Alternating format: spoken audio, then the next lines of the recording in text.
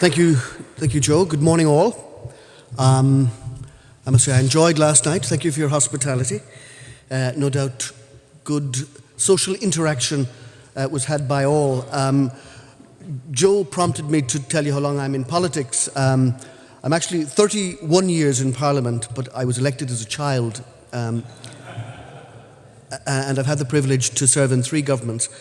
I've always had handy ministries, health, environment and local government, and now public expenditure. But I'm genuinely delighted to be asked to speak to this important forum today. And I've said before to many gatherings that I've spoken to that there's much to gain from sharing of ideas and experiences. And I believe that the opportunities presented by this gathering will be of immense benefit in developing and implementing policy as we share the experience each of us has. I know that public service reform is a priority for all of us, and it's an issue, as the Chair has said, at the heart of my work in what is a new bespoke department of reform. Our experiences of public service reform, the challenges that we face, and the challenges that we are currently facing, both sides of the Irish Sea, are very similar. In terms of our own reform programme, upon taking office almost exactly 3 years ago, we embarked on the most ambitious reform programme in the history of the state, having identified greater efficiency and effectiveness in the public service as a key enabler, a crucial enabler of economic recovery. Since then, significant progress has been made. I want to acknowledge that, in reducing costs, in improving productivity, more online delivery of services, development of shared services, putting in place structures to reform public procurement and property management, to name just a few of the areas that I'll happily expand upon. I should also say that we've implemented these reforms at a time of increased demands on public services, particularly across the areas of social welfare, health and education. Notwithstanding these increased demands, we've maintained service provision while very significantly reducing staff numbers in the public service by over 30,000 since 2008. This represents a reduction of 10% in the number of public servants in Ireland. The cost to the exchequer of public service pay and pensions has fallen from €17.5 billion, the peak in 2009, to €14.1 billion last year. New working arrangements have been introduced, including longer working hours for all public servants, new rosters, standardised annual leave and sick leave arrangements. I should also note that such unprecedented reforms have been achieved in an environment of industrial peace and stability. The Croke Park Agreement and more recently the Haddington Road Agreement have been key enablers for these radical changes. The Croke Park Agreement delivered on its objectives, achieving €1.8 billion in pay and non-pay savings during its course. The Haddington Road Agreement, which commenced last summer, sets out a number of measures to deliver a further round of reductions of €1 billion in public service pay and pensions up to 2016. It also provides, which is really important, for an additional 15 million additional working hours across all sectors of the public service, which will help to deliver long-term and sustainable increases in productivity and service provision, dealing with issues like premium pay and agency work and so on. So just to give you a few examples of the progress we've made on public service reform. Following a major review of public procurement in 2012, we've now established within my department a new Office of Government Procurement, which has targeted €500 million of savings over the next 3 years, 127 million to be achieved this year. Our Human Resource and Pension Shared Service Centre for the civil service, which we established, is now operational since March of last year and is servicing 24,000 employees across 19 organisations and is growing. When fully operational next year, it will provide services to 40 public sector organisations, saving, we estimate, €12.5 million annually thereafter. Other shared service projects are progressing not only in the civil service but across other public service sectors. The Office of the Chief Information Officer has been established within my department to build on our strong performance on e-government and to maximise the potential of digitalisation and open data to deliver services and information in a more efficient and innovative way. Our Government Services Portal now includes quick links to more than 400 information and transactional services. A number of customer-facing online services have also been launched.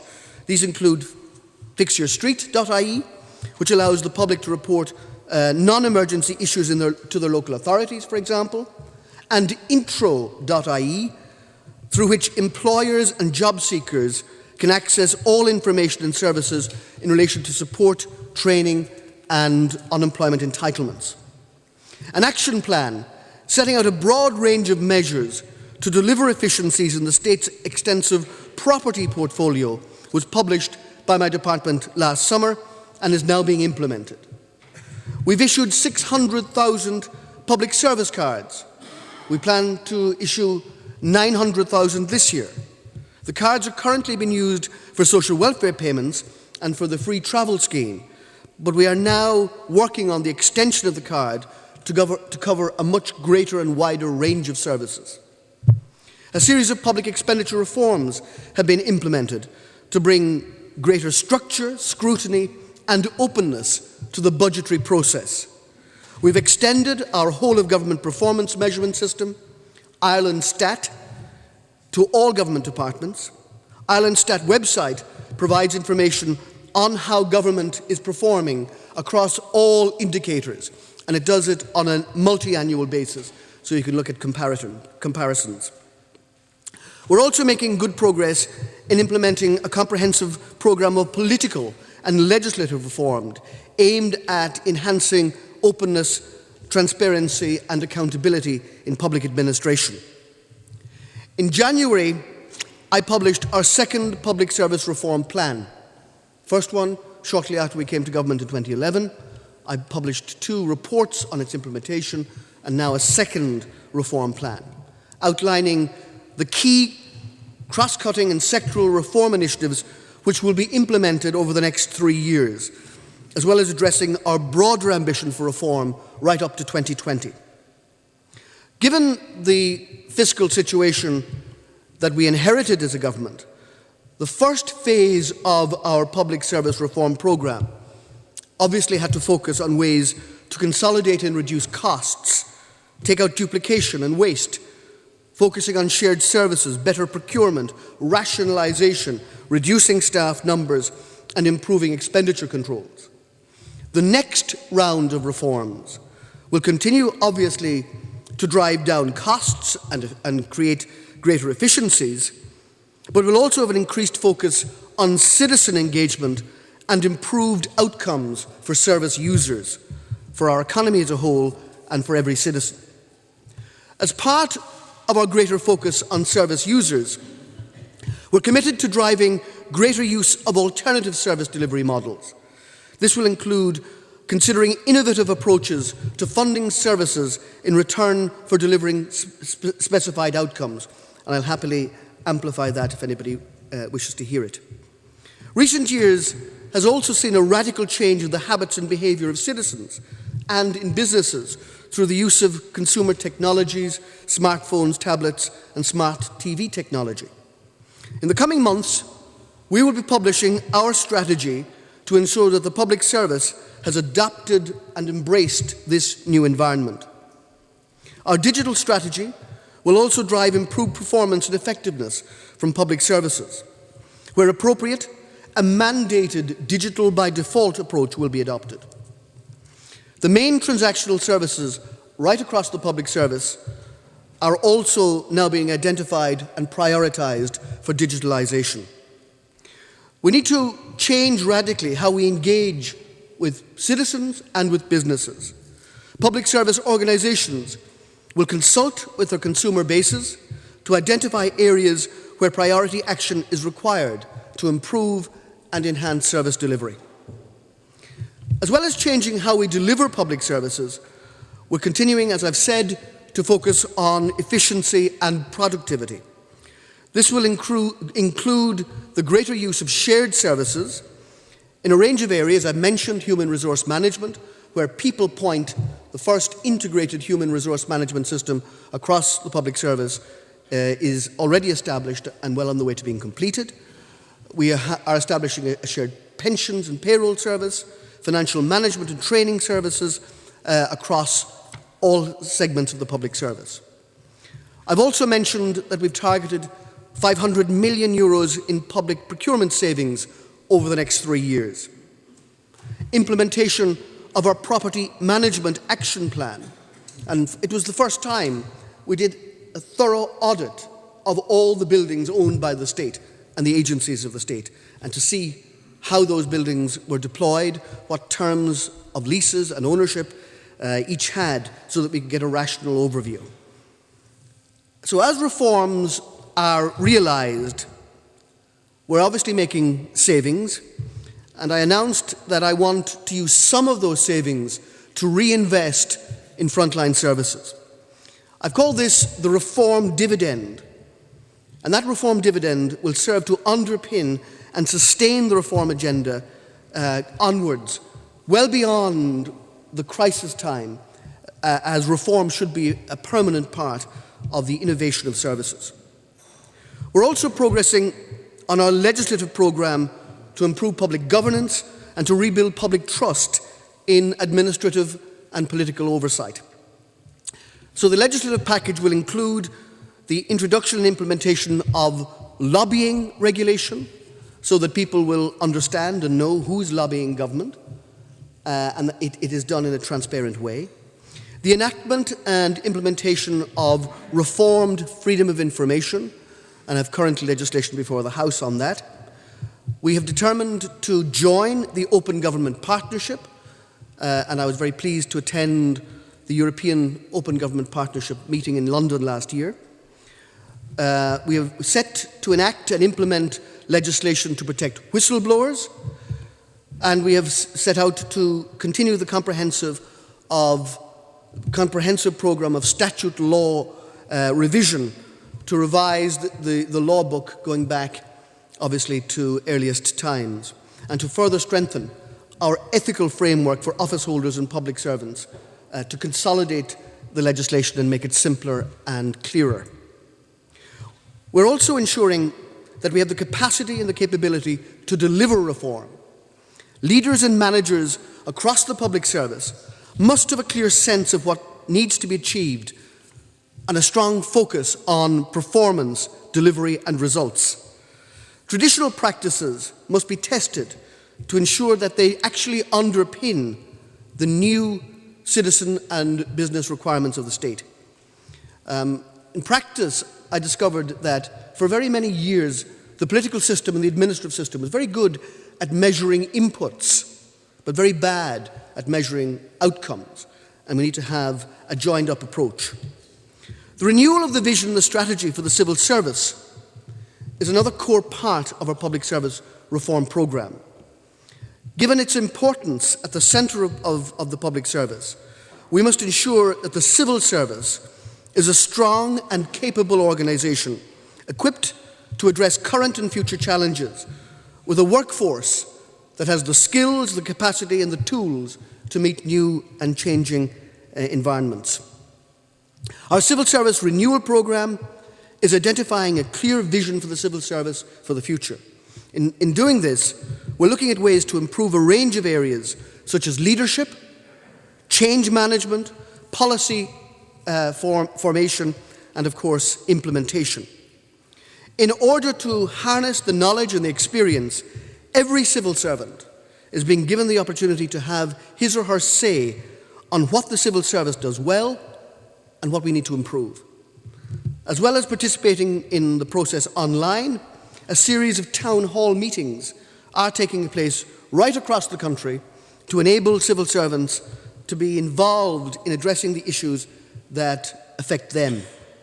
In engaging with a broad range of stakeholders, I'm confident we can build a vision for the civil service of the future which will give everybody in the civil service, and in fact every citizen, pride in our public administration.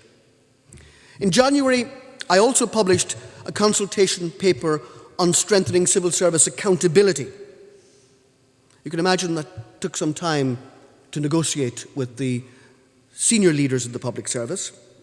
This process will assess how greater clarity, certainty, and common understanding of the key issues of who is accountable for what. Because we all bandy around in Parliament, and I'm going back to a cabinet meeting and later to the Dáil, and words like accountability and answerability and responsibility will all be trotted out without a clear definition of who is answerable, accountable, and responsible. So we need to have clarity in relation to that, and that's a process that I've embarked upon. So in concluding, Chairman, let me say that I'm committed to building on the successes that we've achieved to date. In spite of those achievements, we remain in very challenging fiscal times, and reforming our public services is, as I said at the outset, a critical component in meeting these challenges. A core objective that we all share is in convincing the public that the public services that they pay for are worth the investment and are up to the mark. We need to make this argument by maximising the contribution from the public service to convince people that they are efficient and effective and are an enhancement to the recovery that is underway in our country. We can all appreciate achieving these goals will not be easy. Further hard work and commitment will be necessary because the reform agenda is still very much a work in progress. But this is a challenge that I am convinced we will fully meet, and I know from the enthusiasm within the body of public servants and civil servants generally that there is a willingness to understand that reform is absolutely required. So thank you for listening to me, and I look forward to answering any specific questions that might arise.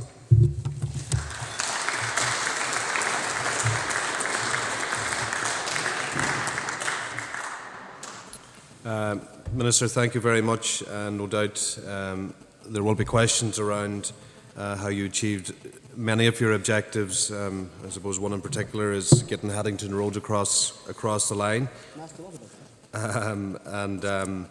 Obviously it's not just about finance, it's about being answerable, accountable and responsible, as you said there. So thank you for your contribution. I'll now invite comments, observations and questions from the floor. And to kick us off, we'll go to Scotland. John Scott. Thank you, Co-Chair Joe. I was interested, you just touched on the topic of lobbying reforms and whistleblowers almost in one sentence. Would you like to expand a little on the lobbying reforms? It's something that we're also looking at in the Scottish Parliament. So in the spirit of learning from neighbours, there might be information you could give us in that regard, please. Thanks, John. David Melding, followed by Lord Shutt. Thank you, Joe. And it's really refreshing to hear someone who believes in the need for reform, as well as it being a necessity because of the financial situation we're in, because I really do think efficiency is absolutely key to effectively spending our citizens' money.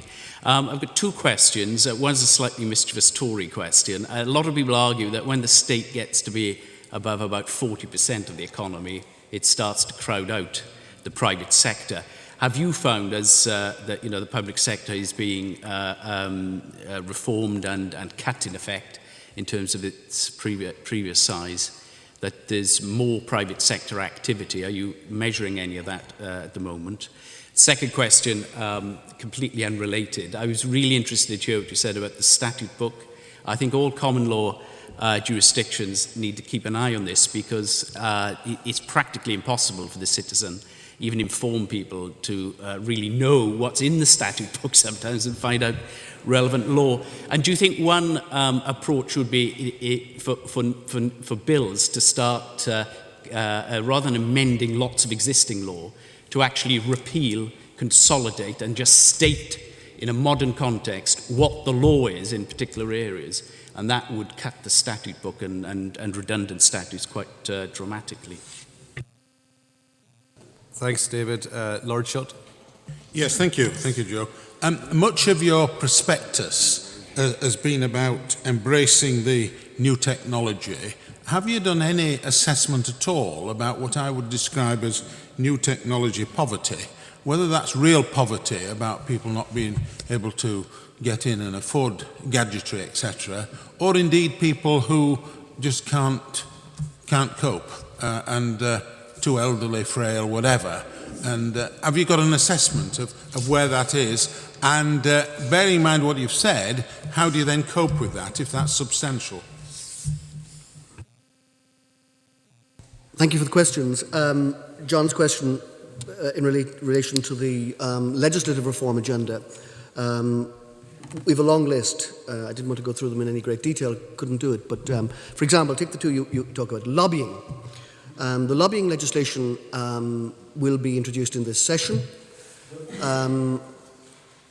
We had a lot of concern among the public in relation to the influence of business in particular on policy.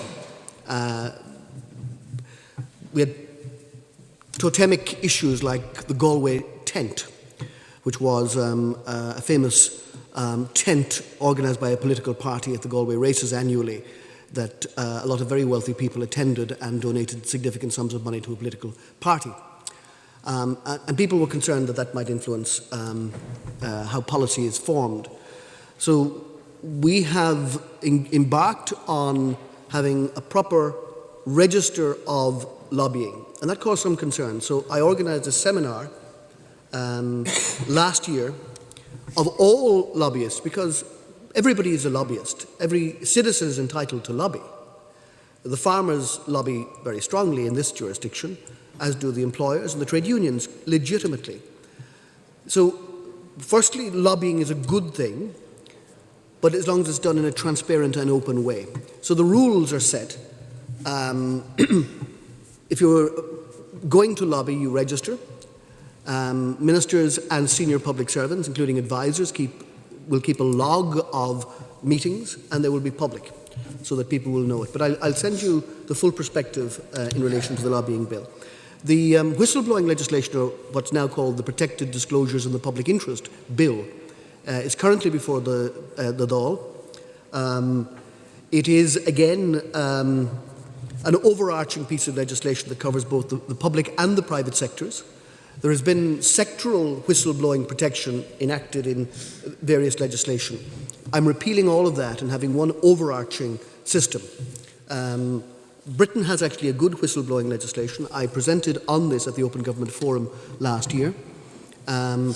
We've looked at a few of the concerns that emerged from the whistleblowing legislation in Britain.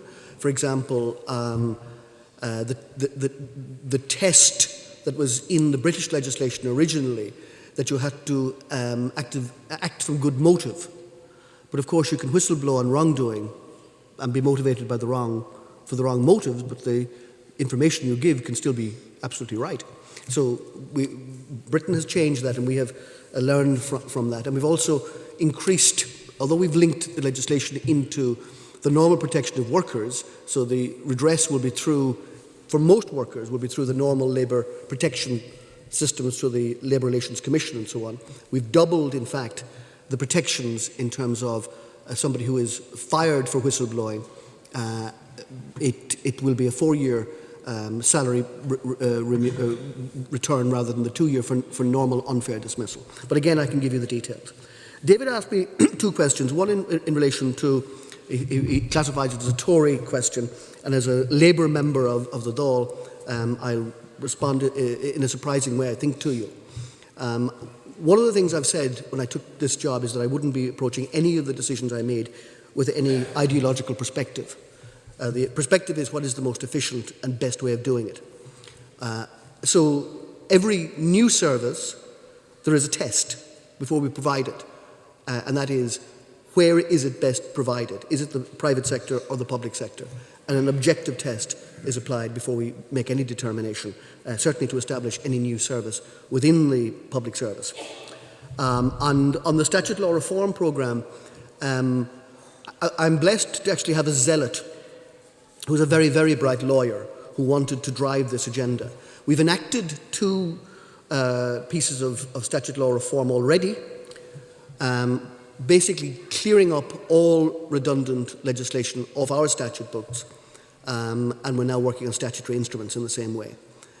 He has a team of young lawyers working on this, some students, and they're producing very fine legislation, and we're doing that all the time.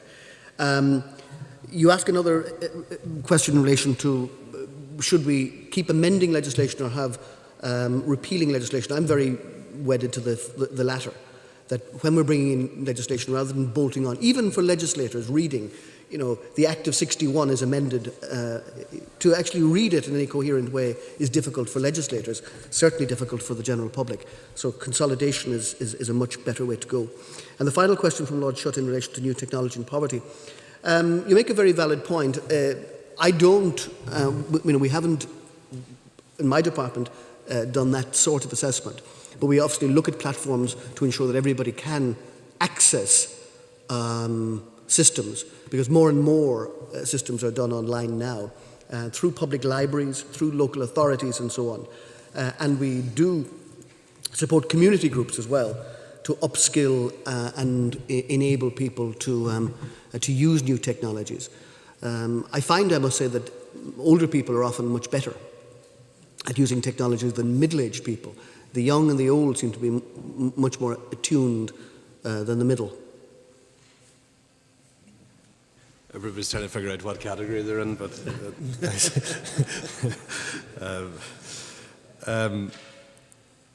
okay, we got Jim Dobbins followed by John LaFondre. Minister, since you're changing the way the public sector is involved in the delivery of services, have you seen an expansion of voluntary sector organisations, and has there been the need to invest in those voluntary sectors by way of grants? Thank you. John LaFondre followed by William Powell. Thank you. I assume one of the biggest elements of expenditure is salaries and pensions, and I definitely heard the Minister referring to the centralisation of pension admin services. I think I heard the Minister talk about changes to the actual public sector pension scheme. And I was wondering if you could perhaps mention or touch on the challenges or successes of that area particularly, and if possible at a high level, give an outline of what reforms are proposed to have taken place on the public sector pension scheme setup. Thank you. Thanks, John. William Powell, followed by Joyce Watson. Thank you very much, Co-Chair, and thank you, Minister Howlin, for your wide-ranging address this morning, reflecting the breadth of your portfolio responsibilities.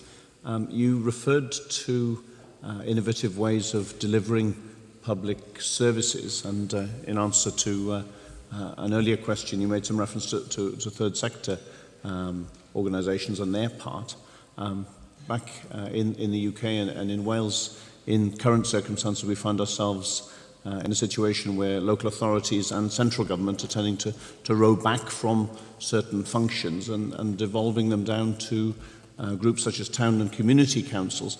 My understanding is that tier of government has been reformed and to some extent removed here in Ireland. I wonder whether you could give us a little bit more information about the ways in which that devolution of services is happening here on the ground. Particularly, I have in mind services such as public libraries in smaller communities. Also, there's great pressure on the network of public conveniences across Wales, and the Welsh Government has just in the last couple of days announced some additional protection for that network in view of the importance to the tourist sector particularly. I wonder whether you've got some things that you could share with us in that connection. Thanks, William. Finally, Joyce Watson. You talk about reform dividend and reinvest the savings. How do you choose? Thanks for all the questions again. Going back to Jim's first one, and it links Jim and William's questions in relation to the voluntary sector. I'm a former health minister, and one of the things that, I don't know whether it's unique to Ireland, but certainly is a significant feature of Irish health provision, was the way voluntary services were simply subsumed into the state system. And that had a number of consequences. One is that you didn't have a uniform delivery mechanism across the state, and you had some areas that were very good in childcare provision, for example, some other areas that were very good in elderly care provision because you had good voluntary groups there before they were subsumed into an integrated system. And that was one of the drivers of an integrated health system when the HSE was created. And we won't go into the model because that would take a long seminar in and of itself. But what happened was an integrated system was simply built on top of the bits. I think it's important that we have clear understanding of expenditure in terms of the inputs and outcomes. And we've ways to go in relation to the way we were dealing with the voluntary sector in relation to, for example, healthcare provision. Although we have service level agreements with voluntary groups, there is a real lack of transparency that has emerged, particularly in the last few months here, in relation to that. But I want to be innovative in terms of how services are delivered. And there are really good third sector bodies that in a very innovative way are providing services.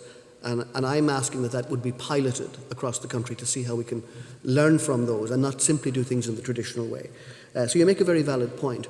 I also am having discussions with my colleagues in relation to the devolution of spending authority. I have a personal view, and it's not shared by my cabinet colleagues yet, for example, in relation to local government, that it's daft that the Department of the Environment and Local Government determines which particular roads or sewage plants or water schemes go ahead. And each of them is determined centrally, rather than give a block grant. And the accountable people locally who stand for election will say, we're actually not building that road, we're going to spend the money on the water scheme and make that determination locally. And I personally would also do that for education. I'd devolve the money to schools, rather than centrally determining the number of special needs assistants and resource teachers and frontline teachers.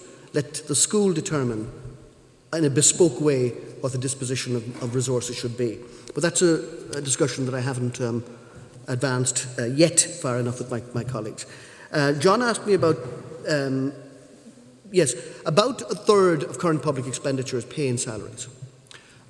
We have reduced it in the way I've determined, or I've set out rather, from 17.5 million to 14.1 billion, and we're going to reduce it further. We have enacted, and it took my first year in office to enact a new public service pension scheme, which will apply to everybody in the public service, from judges to parliamentarians, from civil servants to teachers, and so on. And it moves from an end-of-career determination of pension to a career average. There is also a provision in the legislation that I haven't enacted yet to change the accrual of pension to current pensioners from the linkage with the current holder of the office they last held to the consumer price index. I haven't done that because it would actually cost us money to do that now, since nobody's getting a pay increase. The consumer price index is slightly increasing. But again, it's a very comprehensive piece of legislation, negotiated with the trade unions over a year, and we estimate it will save about 35% on the pensions bill by 2050. because it only affects people who joined the public service from the 1st of January 2012. There is arguments, of course, that we should impact on those who are already in the public service now, something that I have resisted. I think I've answered the innovative ways William has asked. In terms of libraries, it's still a local government issue. It's not, there's no voluntary that I'm aware of, unless somebody knows different. And Joyce asked me about the reform dividend, how we make that determination. In the best democratic tradition, I decide.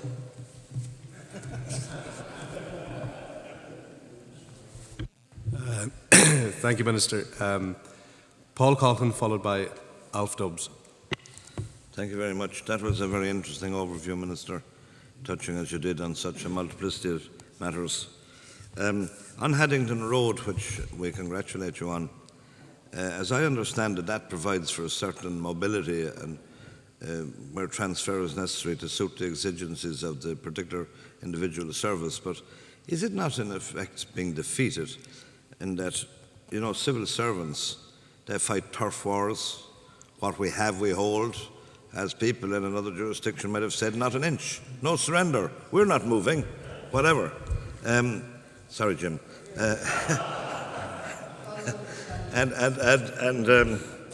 You know, how are we going to get over this? I'm taking a particular, anyway, I shouldn't mention anything, and I won't. But you know, people, there's a natural thing in all of us, perhaps, human nature. Some people in the civil service treat their offices as their own property. They'll fight turf wars, they'll do everything to defeat you.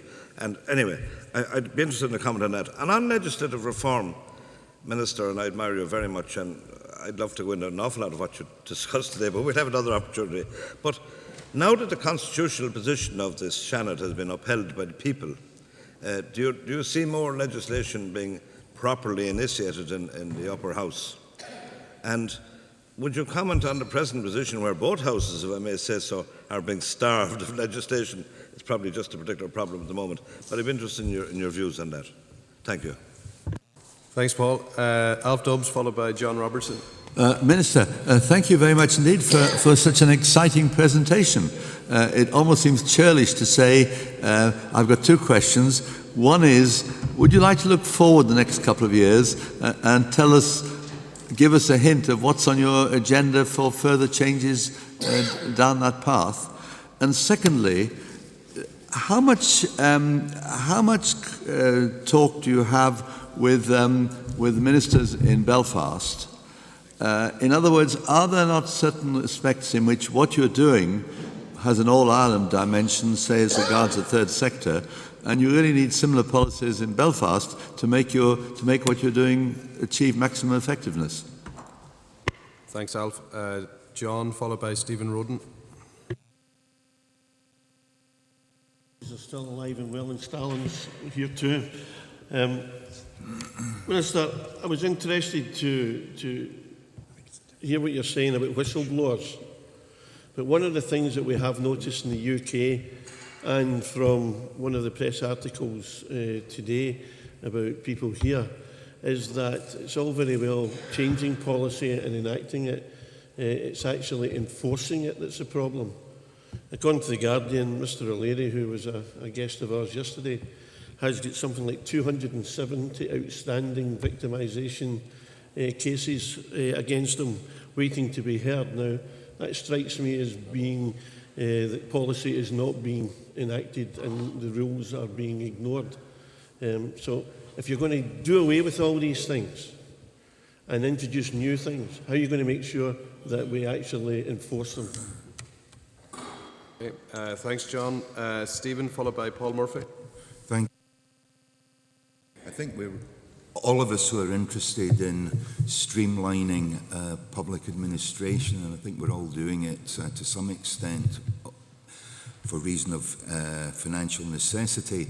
I think what would interest me is the practical methods that you use actually for shrinking the civil service. To what extent is it compulsory redundancy? To what extent is it natural wastage, not filling posts as they become vacant, and to what extent is it early retirement incentives? You've said that there's broad consensus and recognition of what needs to be done, and I think we'd be interested, is it as easy as it sounds? Thanks, Stephen. And finally, Paul Murphy. And in a way, it follows on from what Stephen has just asked. You said, Minister, at the beginning of your very interesting talk, that something like 3 billion euros had been saved basically in staffing costs. And I certainly accept the points that Stephen made, that some of that may have been made in natural wastage. However, I would assume too that a lot of those jobs simply went. If they went, does that mean that there are lots more people on the dole, or did the private sector pick up those jobs, which presumably you wanted to happen? Okay. The first Paul asked me about Haddington Road. Haddington Road was, I was in the thick of it this time last year. It was the first time that any government embarked on a public sector pay deal that involved agreeing to public pay cuts, longer working hours, changing rosters, and a whole range of other things. And perversely, it was the only pay deal we've ever had that every public sector union voted in favour of. I'm going to write my book about the alchemy of that, how that was achieved, but it largely was achieved by an understanding with the trade union movement of how dire our economic circumstances were, and like a good employer, opening our books in a realistic way to explain the options. You either cut frontline services or you cut the wage costs, and there was an agreement to do that as long as it was in a fair way. So Haddington Road, for example, only imposed a wage cut, an actual cash wage cut, on people in receipt of salaries above 65,000. Everybody else had additional hours to work, but they didn't actually have a cash deduction. One of the things, as Paul knows, in the Haddington Road Agreement is to allow for mobility and redeployment. And under the agreement, you can be redeployed up to 45 kilometres from your current workplace, which works certainly well in the big cities and so on.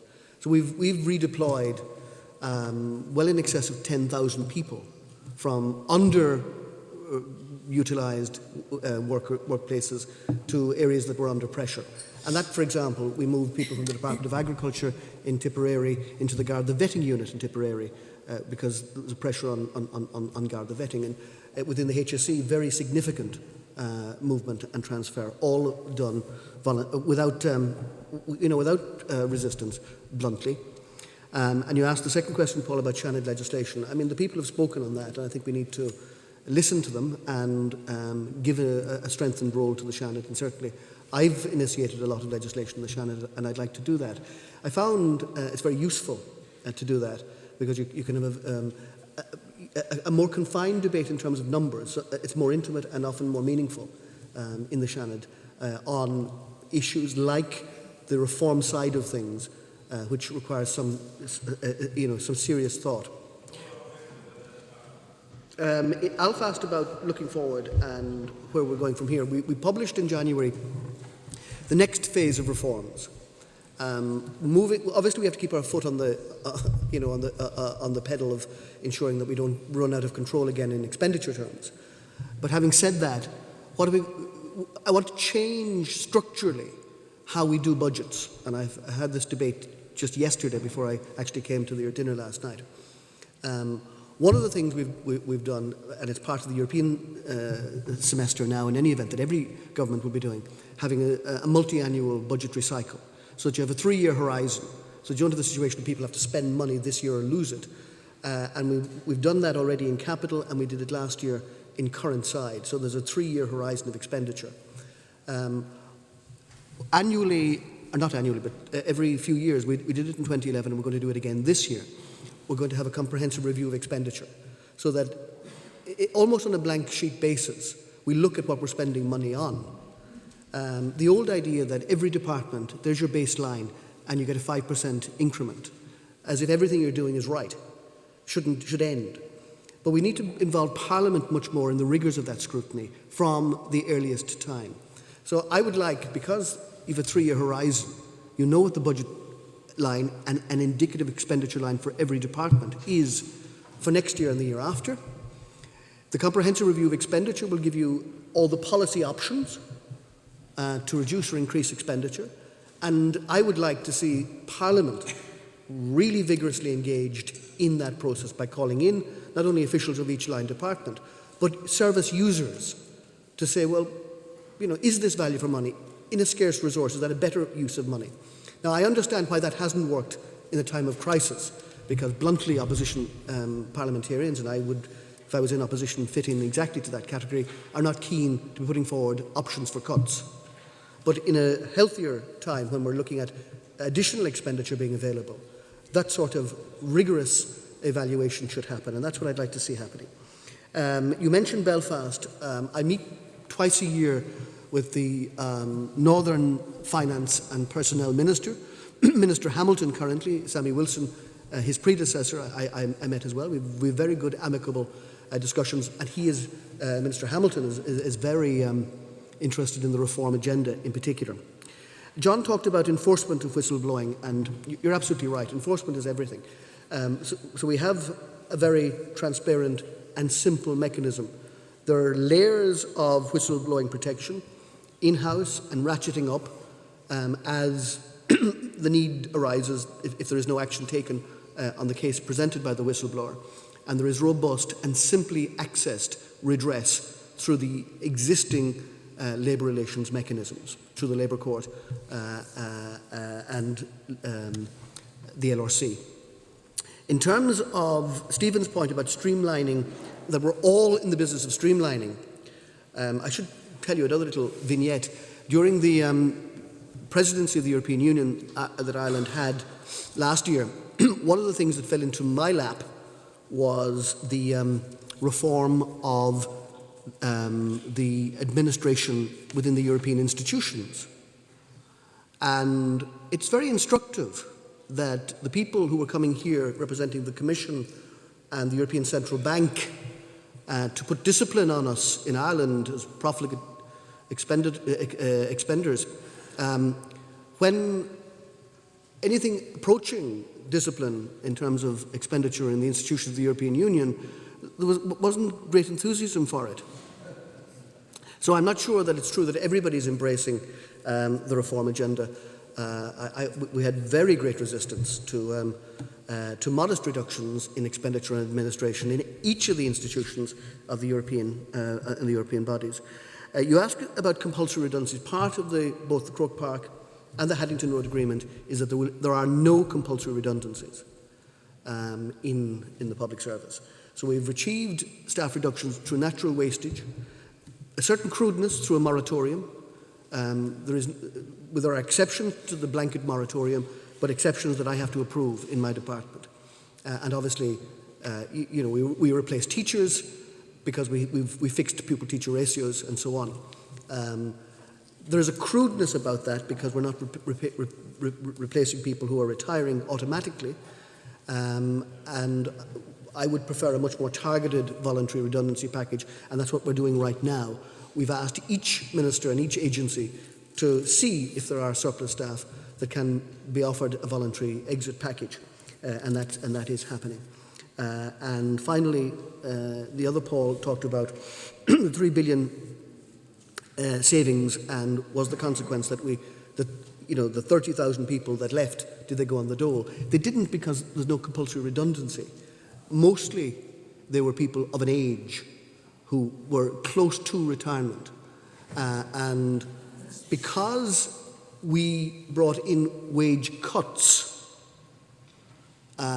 initially the previous administration through Croke Park, and this administration after Haddington Road for people on an income in excess of 65,000, there was a delay between the impact of your wage cut and how that impacted on your pension. So if you retired within what we call the grace period, you protected the pre-cut level of pension. And that was an encouragement for people who were close to retirement age to leave. So we had a significant exit because of that. But there weren't people who then were looking for work, by and large.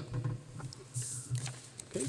Okay, Minister, now I'm conscious of your own time. I think we've 2.5 minutes left, and Frank Feehan has indicated now. Quick question, Frank, and the Minister will depart then. So one question, Minister. First of all, I'm looking forward to reading the book that you'll write. Secondly, when we lost the confidence of the financial markets, the European community and a lot of our international colleagues, what measures did you take and the government take to get that confidence back across the European Union and with our partners in the UK and further afield?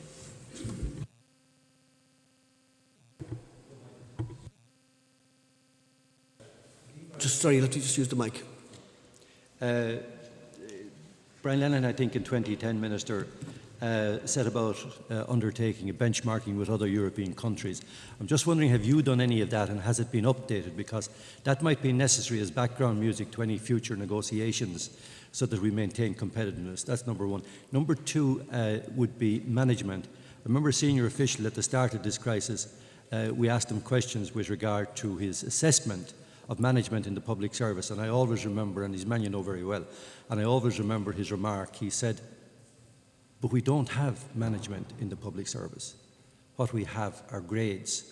And in our own county recently, I've heard of a person who was transferred within the public service, and because she was working too hard, she was approached by some of her colleagues to scale back because she might embarrass them. And I would have thought that that's all gone. So I don't know is there any initiatives in that area in order to improve the management structures? Because ultimately, without good management, you don't have good functioning public services. Frank asked about the issue of confidence, and it has many layers. I think it is true to say, and I'm not making a political point, that trust and confidence in Ireland was lost certainly in the last 6 months of the previous administration. People didn't trust the data that they were being given. And that was a job of work on a number of fronts to repair. And both Michael Noonan and I, in our very first meetings, in fact, in advance of going into government, made it very clear with the Troika, with the Commission, with the Central Bank, European Central Bank, and with the IMF, that we would do two things. We would never overpromise, and we would never underdeliver. And we didn't. On any issue, more than 200 timeline commitments we made, we delivered on every one of them in time. And that builds trust. There's a second tier of trust we needed, for example. I was anxious because we had, and still have, a scarcity of capital. We're spending between 3 and 3.5 billion on the public capital programme annually. And we'd like to spend more. I would like to spend more for a number of reasons. One, to just stimulate jobs, because the construction sector is still about half of what it should be. It's about a quarter of what it was at peak. And we need to have more PPPs. And regaining the trust of the markets was even more challenging than gaining the trust of institutions like the European Central Bank and the Commission. But we did that, again, by constant negotiation and discussion. I had very long meetings with the European Investment Bank, for example, Council of Europe Bank, banking institutions, investors. And we got the first PPP over the line last year. And there's a very robust interest and market for Irish PPPs right now because of that. And of course, I suppose the biggest manifestation of renewed confidence in Ireland Inc. is the cost of borrowing money. As you know, fell below 3% now, which is historically low for Irish 10-year bonds. So we have gained that over painstaking work and delivery. But I think it's nothing you can do with talk. It's something you have to do by showing that you're going to make commitments and deliver upon them. Jim asks two questions. Benchmarking. What we've set out in Haddington Road is the pay deal that will apply until 2016. And one of the commitments I gave is that there will be no further asks, because I think we've asked a lot of our public administration. And one of the things I want to do now is to rebuild morale in the public service, because it has been dented by a barrage of criticisms, some of it highly justified, because we had an economic failure, but we also had a political and an administrative failure. And our job is to repair all three broken elements of Irish society. And I think we've done a fair job in doing all of that. The management side, a key element of what we want to do in the restructuring of the public service, and we've three initiatives underway right now. One is the vision and renewal, basically to ask public servants themselves, and there's been extraordinarily good submissions from public servants, from some collectively and some individually in relation to that. We also have the accountability document that I published, and I've set up an expert group headed by Professor Kevin Rafter and two colleagues to present to me the findings of that review by the end of May, and all of that will migrate into one common package that I hope to legislate for, of renewal and restructuring accountability, so that people will know who is responsible, who is accountable within the public service, so that we don't have systemic failure, but we actually have accountable people. And that would be my objective in the coming short period. The final point, I think we do have a real issue in some sectors. For example, in healthcare, again, I don't be harping about it, about the quality of management at delivery level. Because we've had, as you rightly say in the past, many people promoted into grades. So you became a procurement officer, or you became a human resource management person because you happen to be that grade, without any expertise. And we need to have much more bespoke expertise across all lines of administration into the future. So thank you. Well, can I thank the Minister for a very stimulating discussion, and can I thank everyone who contributed. As my co-chairman Joe said at the outset, the Minister is very straight talking. I think he's gone on to prove that, and he's demonstrated a very good helping of common sense, if I may say so. So, Minister, thank you very much for coming today. Thank you. Thanks so much indeed. Enjoy the rest of the day.